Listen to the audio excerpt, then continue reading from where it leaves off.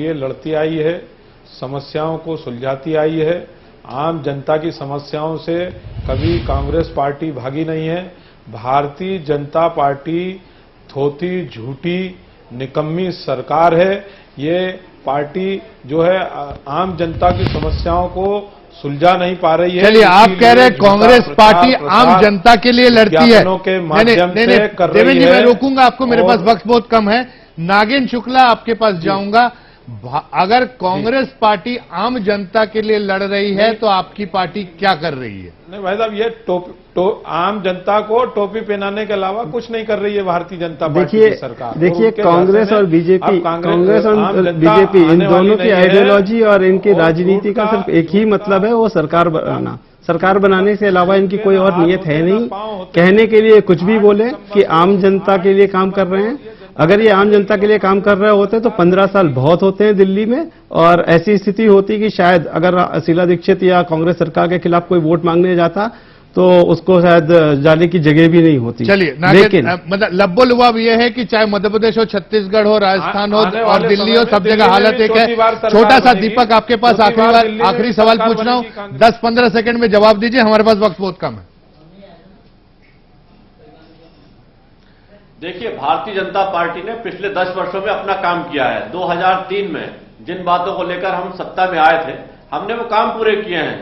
चाहे बिजली की आपूर्ति की बात हो, चाहे सड़कों के निर्माण की बात हो, चाहे सिंचाई सुविधाओं के विकास की बात हो। मैं कांग्रेस को चुनौती दे रहा हूं कि वो बताए कि पिछले 50 साल में उन्होंने जनता से किया हुआ कौन सा वादा पूरा किया है। आप कांग्रेस को चुनौती दे रहे हैं, 50 साल में कांग्रेस ने क्या किया, और कांग्रेस कह रही है कि वो आम जनता की पार्टी है। तो मेरा सवाल है, आम आदमी पार्टी क्या कर रही है?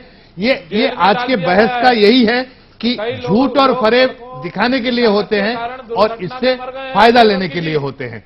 राजनीति लाइव में सियासत पे हो रही इस बहस के बीच आइए ये भी जान लेते हैं कि मध्य प्रदेश और छत्तीसगढ़ में दिन भर सियासी मौसम कैसा रहा। ऋषि के साथ मेरे सहयोगी ऋषि।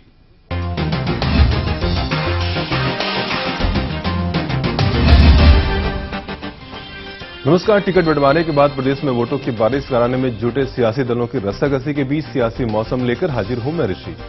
2 मिनट बताएंगे कैसा रहा आज दिन भर सियासी मौसम। सबसे पहले रुख भोपाल का।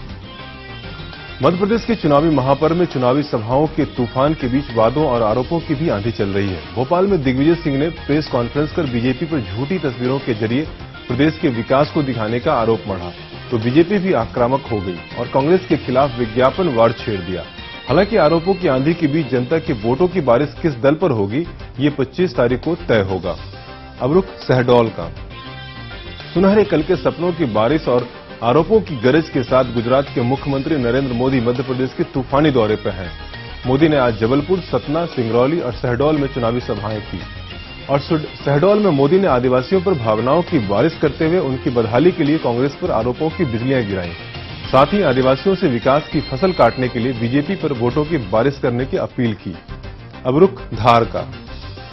मध्य प्रदेश में सत्ता के सूखे को पाटने के लिए कांग्रेस ज्यादा से ज्यादा वोटों की बारिश कराने में जुट गई है।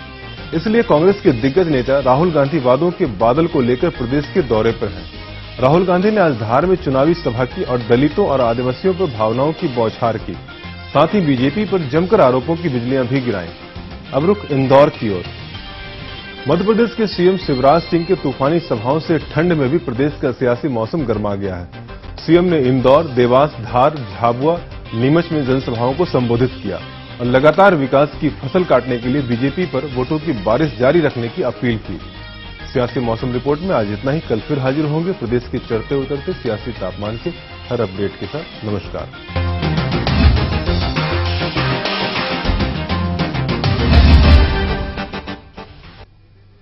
धन्यवाद ऋषि।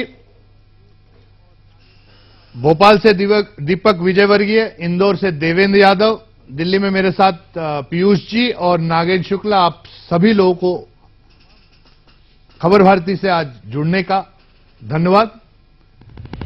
पोस्टर वॉर की इस हमाम में सभी नंगे हैं, चाहे बीजेपी हो चाहे कांग्रेस। अपना फायदा सबसे पहले।